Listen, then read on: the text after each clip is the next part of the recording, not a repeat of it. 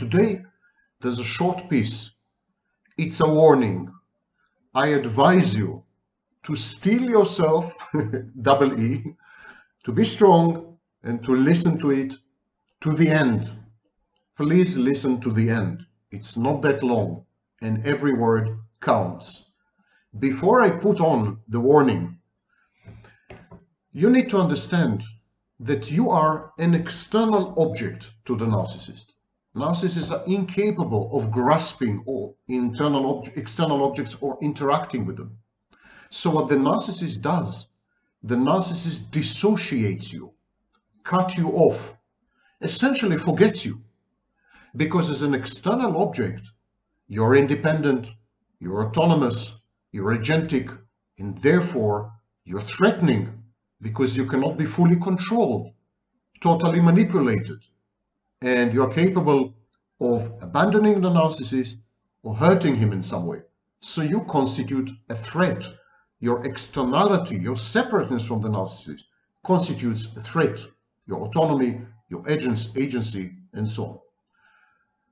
So the narcissist, most of the time, forgets about you.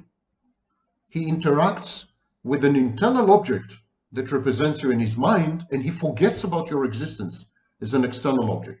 He is forced to remember you. He is forced to recall that you are out there in reality only when you act with independence, only when you make decisions and choices that have nothing to do with the narcissist, with his needs, or with a shared fantasy. Only when you interact with other people, such as friends or family. In all these cases, the narcissist is coerced into recalling that you exist apart from him, that you exist separately to him. And this triggers him. He feels threatened, he feels frustrated, resentful, and it leads him to be aggressive. And this happens multiple times a day. Imagine.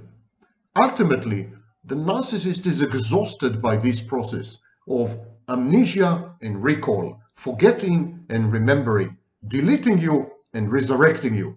It's tiring, it's erosive, it's corrosive. So the narcissist reaches a point that his only adaptive strategy is to eliminate you, essentially, somehow.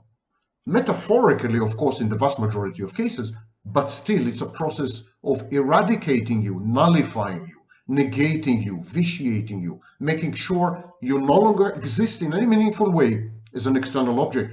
And this is the topic of today's warning. Listen to the end.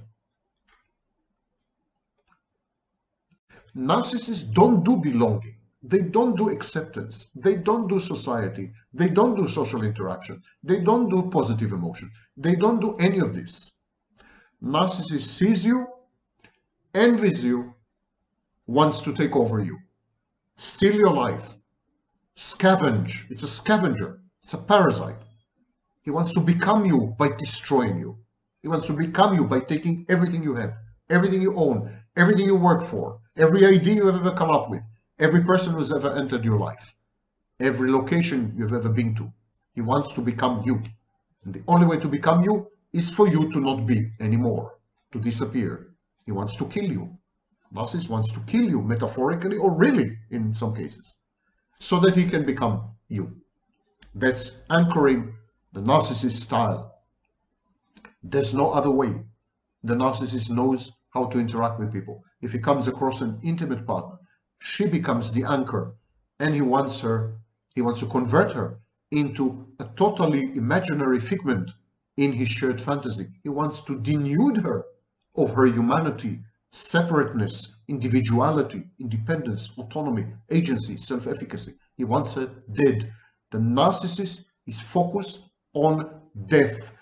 He reifies the death instinct, where all other human beings subsist on libido, on the force of life, on élan vital, on eros. The narcissist is the embodiment, reification of the death instinct. Narcissist is walking, talking death. He spreads death around him. It doesn't have to be physical death, often is not. but he kills people, he kills things, he kills relationships, he kills even his own fantasies, and ultimately he kills himself. Actually, it all starts by having killed himself. A child exposed to abuse and trauma in early childhood kills himself as a true self and is reborn as a narrative, as a piece of fiction, in other words, as a dead object. The narcissist from an early age has rendered himself dead so as not to experience hurt, shame, and pain and rejection, and then proceeds through life as the walking dead, and he infects you with his own death.